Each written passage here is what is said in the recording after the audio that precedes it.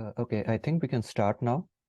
Um, Hello and welcome everyone. My name is Suman, and today I'll be talking about our latest preprint titled Real Space Multifold Degeneracy in Graphene Irradiated by Twisted Light.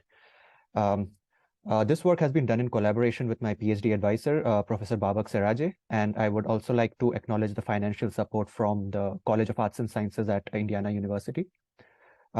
You can find the paper at this archive link, and the code is available at this Zenodo link.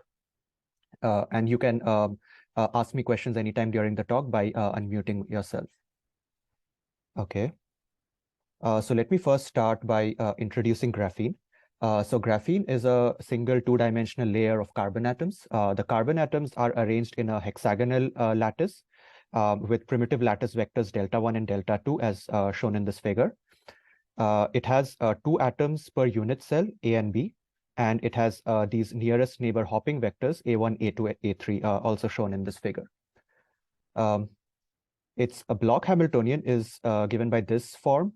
Here, gamma is the nearest neighbor hopping amplitude, and Z is the nearest neighbor structure factor. The energy spectrum is shown in this figure as a function of kx and ky. Here you can see that there are some gapless points, k and k prime. And around these points, the spectrum is linear. And this can be explicitly seen by expanding the Bloch Hamiltonian around these k and k prime points to linear order and momentum. And we get this, this low energy Hamiltonian. Okay. So because of these gapless points, k and k prime, the Berry phase cannot be calculated, cannot be defined at these points. So we need to gap out the spectrum and break time reversal symmetry. So one way to break time reversal symmetry was first proposed by Haldane, where he introduced these next nearest neighbor hopping that is complex, gamma prime. And this next nearest neighbor hopping in momentum space, this amounts to having a mass term with opposite signs at the k and k prime points. So this effectively breaks time reversal symmetry as well as it gaps out the spectrum. And as a result, we get Chern number of plus or minus 1 for the upper and lower bands respectively. So another way to break time reversal symmetry is by using circularly polarized light. So for example, if we have a vector potential of this form, which is for the right circularly polarized light, the Hamiltonian transforms in this way by minimal coupling. So now, because of the time dependence in the vector potential, the Hamiltonian becomes also becomes time dependent and periodic. So we can use Floquet's theorem to calculate Floquet quasienergies and eigenstates. So in this figure, this shows quasienergies as a function of kx. Here you can see that there are gaps that open up at the Floquet zone, Floquet zone center as well as at the Floquet zone boundary. Also, this circularly polarized light induces topological transitions at high symmetry points. So this figure on the right shows quasi-energies as a function of time period. So you can see that as the time period or the frequency of the external drive changes, there are certain gap closing points at the Floquet zone center as well as at the Floquet zone boundary, and also at these high symmetry points that are gamma, k, and n. So these band crossings are associated with the change in the Chern number, and that indicates topological phase transitions. Okay. So yet another way to break time reversal symmetry is by using twisted light. So what is twisted light? Twisted light is basically light carrying non-zero orbital angular momentum along with a spatially dependent amplitude. The vector potential of twisted light has this kind of form. Here, a naught vector can be either linearly polarized or circularly polarized. This f of r over xi, this function is the spatial vortex profile, and m is the orbital angular momentum. This a naught vector, as I said, can be linearly polarized or circularly polarized. So in this way, linearly polarized light can also break time reversal symmetry with this angular momentum, which was not possible with the usual linearly polarized light without the twist or without the angular momentum. Also, this xi is the size of the vortex, which we take to be much larger than the lattice spacing in graphene. And In this figure, I have shown the spatial profile of twisted circularly polarized light. You can see that the phase of the vector potential winds about the propagation axis, which is the z-axis, and the winding number and the direction of winding is given by the magnitude and sign of orbital angular momentum. And because of the spatial vortex profile, twisted light breaks space translation symmetry as well, along with time reversal symmetry. Okay. So what is the difference between twisted linearly polarized light and twisted circularly polarized light in terms of physical effects? So using twisted linearly polarized light, graphene can be made into a Chern insulator because it breaks time reversal symmetry. And since twisted linearly polarized light breaks space translation symmetry as well, we cannot calculate the usual momentum space Chern number. Instead, we calculate its real space version, which is called the local Chern marker. And in this figure, this shows a spatial distribution of the local Chern marker in graphene. So you can see that the bulk sites have a Chern number of -1 and the edge sites have a Chern number of +1. In contrast, if a 2D semiconductor is driven by twisted circularly polarized light, we get these mid-gap Floquet states, and the number of branches of these mid-gap Floquet states is given by the orbital angular momentum of twisted light. And also these mid-gap Floquet states are bound to the vortex core. And so the basic difference between twisted linearly polarized light and twisted circularly polarized light is that with linearly polarized light, we have the usual edge states, which are a result of graphene becoming a Chern insulator. But with twisted circularly polarized light, we get these bulk localized vortex states, which were not possible in the linearly polarized case. Okay. So now the goal is to study graphene that is coherently driven by twisted circularly polarized light.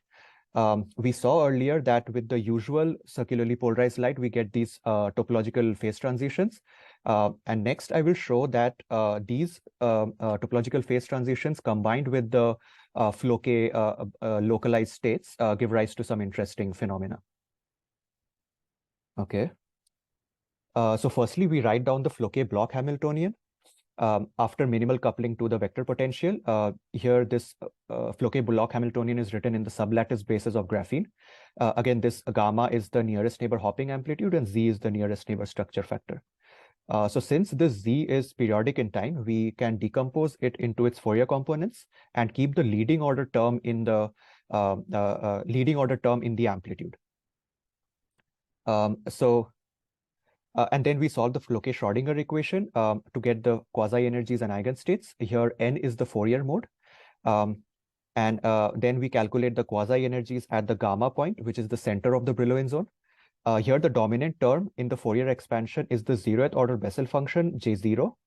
And for the k point, the dominant term is the first order Bessel function, J1.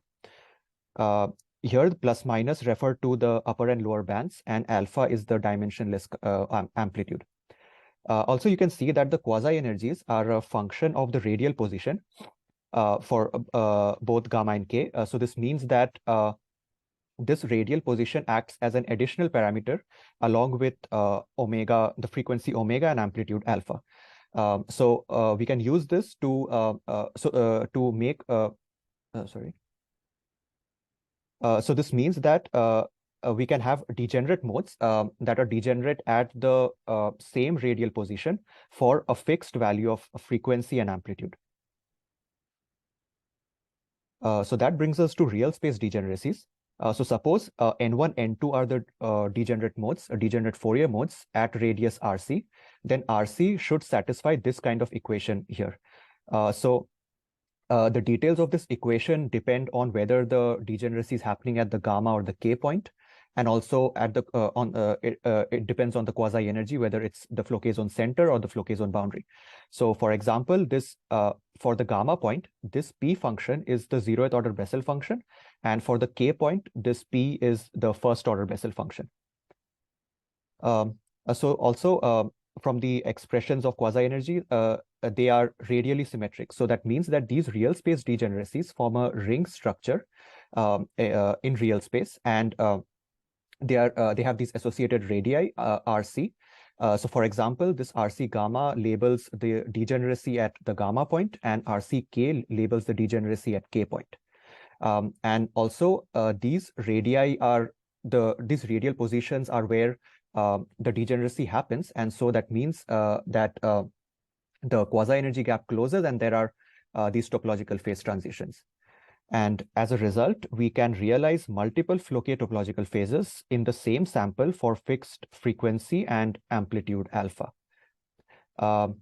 Also, we can change RC by changing frequency or amplitude, which means that we can control the spatial distribution of phases by tuning either the frequency or amplitude.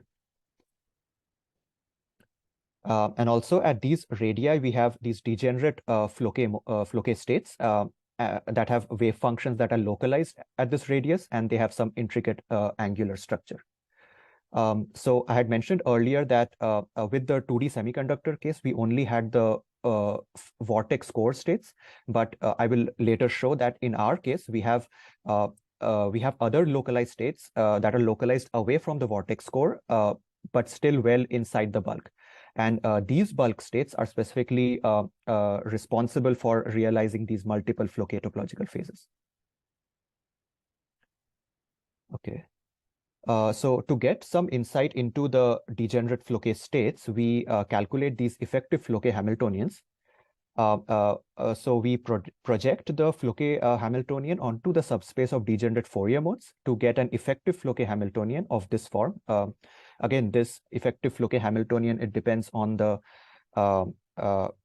details depend on whether it's the gamma or the K point, and also on the quasi-energy. Here, this the Z component of the D vector is 0, and mu of R is a spatially dependent mass term.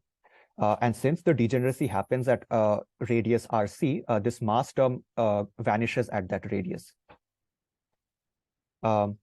So then we need to find eigenstates of this effective Floquet Hamiltonian.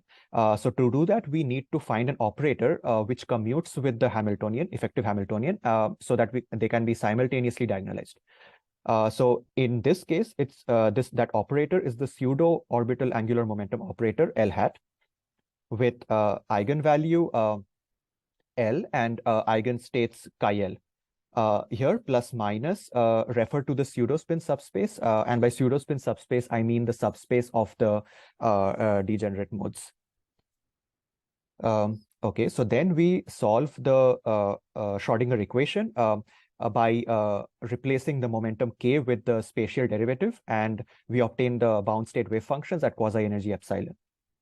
And the complete solution has this general form psi L that is written as a superposition of the degenerate modes u plus minus with these coefficients chi L plus minus that are the respective wave functions. Okay. So in this slide, I will show some numerical results on quasi-energy. We take this kind of disk geometry for graphene with a radius of 3 nanometers, that is roughly 21 times the lattice spacing. We also consider a specific choice of the spatial vortex profile with size of the vortex being 100 times the lattice spacing and orbital angular momentum equal to 1. And then we numerically diagonalize the Floquet time evolution operator that is obtained from the full tight binding Hamiltonian of graphene coupled to the vector potential. So in figure A, I have shown some quasi-energies near the Floquet zone boundary for gamma point, and in figure B, I've shown that for K point for these parameter values. For these parameter values, we analytically expect some bulk bound states as well as some edge bound states. In this figure, I've distinguished between the two. Bulk bound states are shown with blue dots and edge bound states are shown with red dots. But just by looking at the quasi-energies, it is impossible to say whether a particular state is a bulk bound state or an edge bound state. So in order to concretely establish the distinction, we need to plot the real space probability distribution. And in the next slide, I have plotted the real space probability distribution of these blue states labeled 1 to 9 for both gamma and K. So firstly, for the gamma point, in figure A, I've shown the real space probability distributions. You can see that there are these usual vortex core states. And in addition to that, there are these bulk localized states that form a ring structure, and they have some angular dependence. And these, as I said earlier, these bulk localized states separate two topologically non-trivial gapped phases. But still, how do we know that these bulk localized states in real space correspond to the gamma point?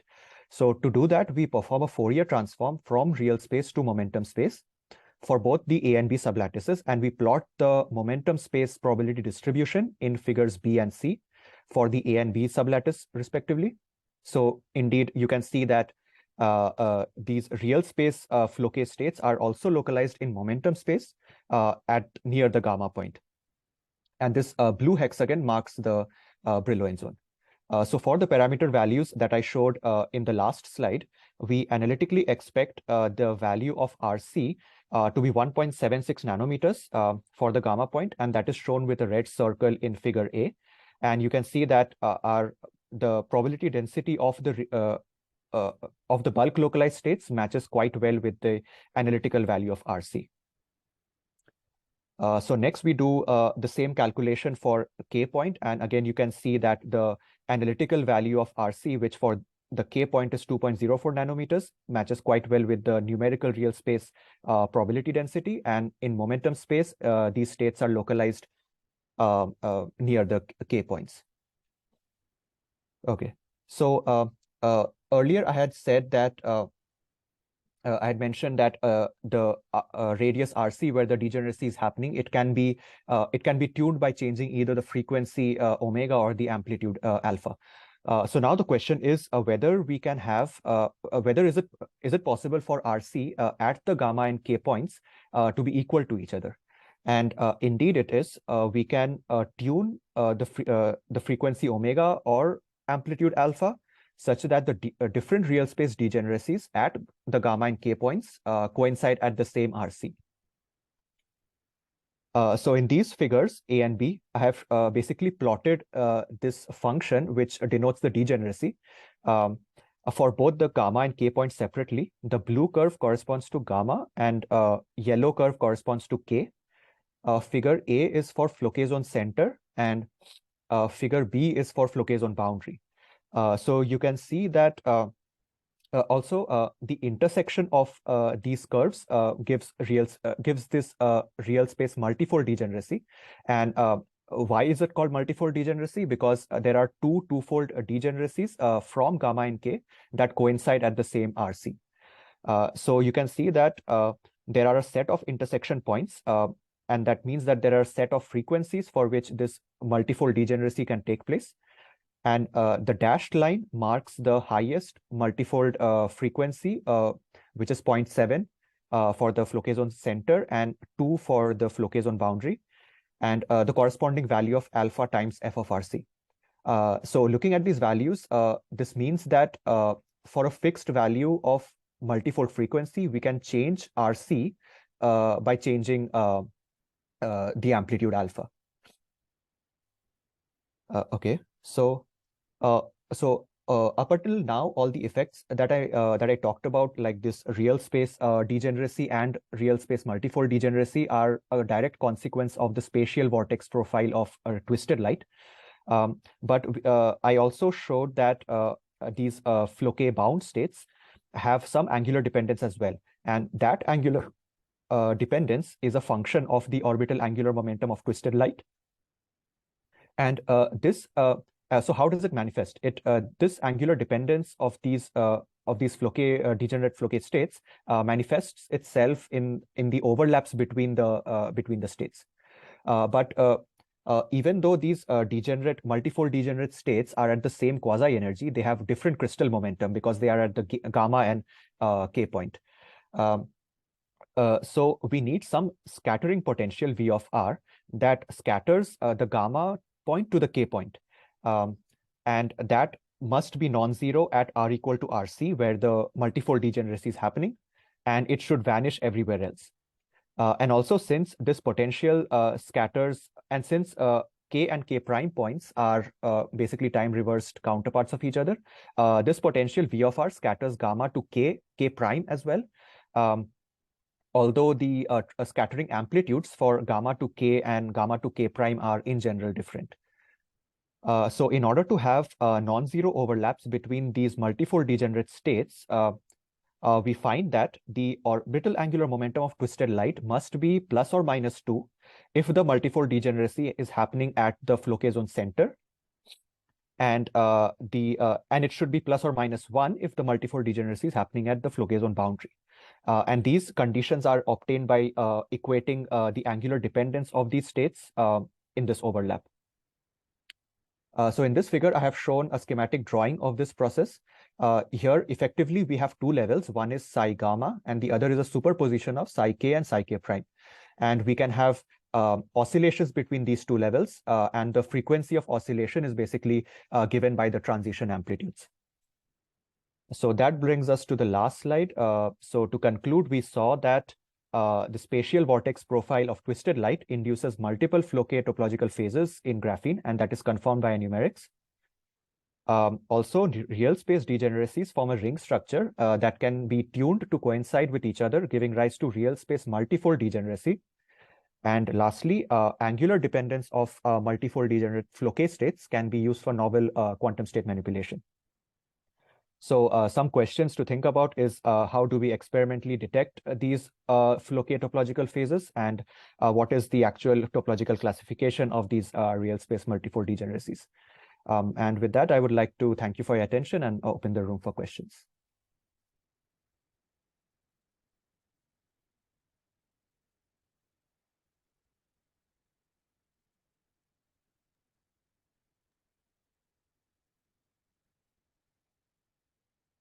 Suman, I have one question. So Yes.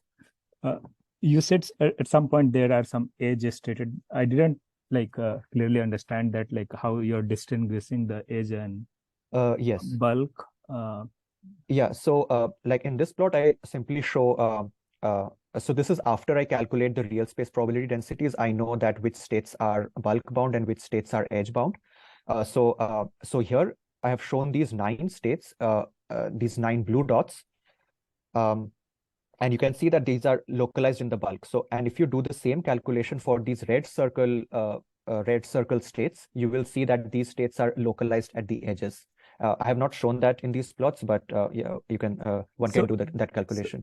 So edges means what? Like edge of this sample, like on the last sites. Yeah, the states will be localized at the last sites of these of this disk.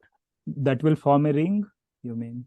Yeah, that will like that will also form a ring, and that will circumference this disk. Okay. Yeah. Okay. Yeah. Thanks. Yeah. I mean, obviously, you said the last question is like finding the basically some sort of real space Floquet indicator or topological. Yeah. Yeah. Right. That's right. That's and these edge states are basically like we expect those edge states because graphene is a churn insulator. Yeah.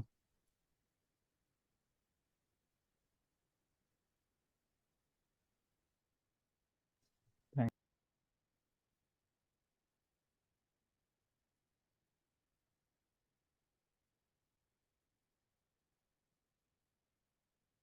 Hello, am I audible?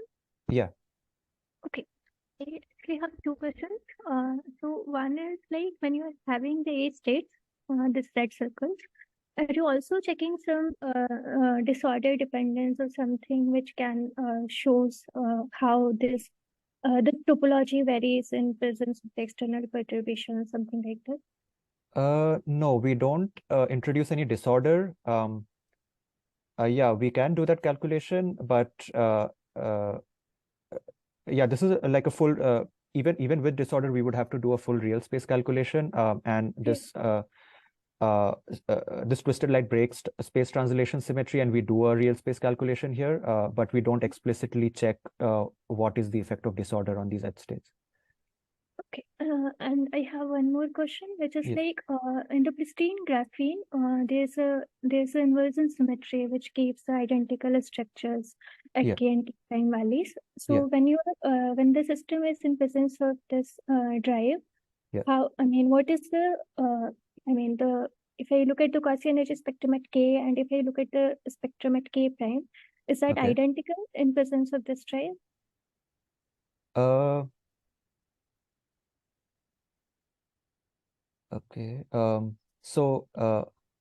Like instead of comparing this for this in the slide, the gamma versus K spectrum is shown. Yeah. Will there be any difference in the spectrum at K point and K prime point?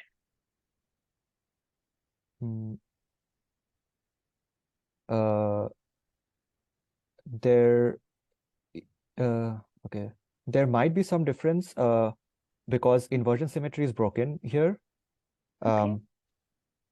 But again, we have not calculated the K prime spectrum. We have just calculated the K spectrum. Okay. Thank you. Suman, why do you say the inversion is broken? Because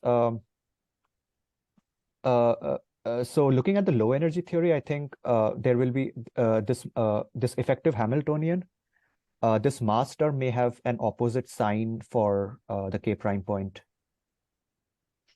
Okay, yeah, but I suspect I don't remember the precise form here, but I suspect that the spectrum is going to be the same, because even if the sign is different, for example, okay, the actual values of the energies, quasi-energies, will be the same. The wave functions would be different. Yeah, right. Okay. The other thing is to notice that in the numerical calculation, there is no momentum.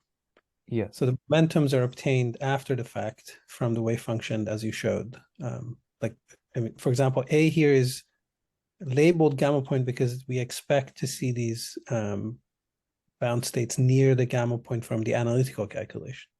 And then you check that with the numerical Fourier transform. Yeah, right. Okay. Yeah, so like here, there is no K point, really. Yeah. Yeah. Labeling the states, I mean. Yeah. Okay, thank you.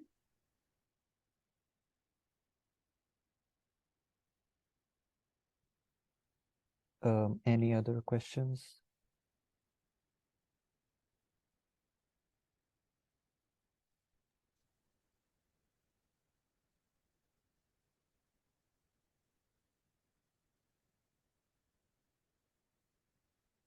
Okay, if not, then I think we can stop, and thank you all for joining. Thank you. Yeah, thanks. Okay. Someone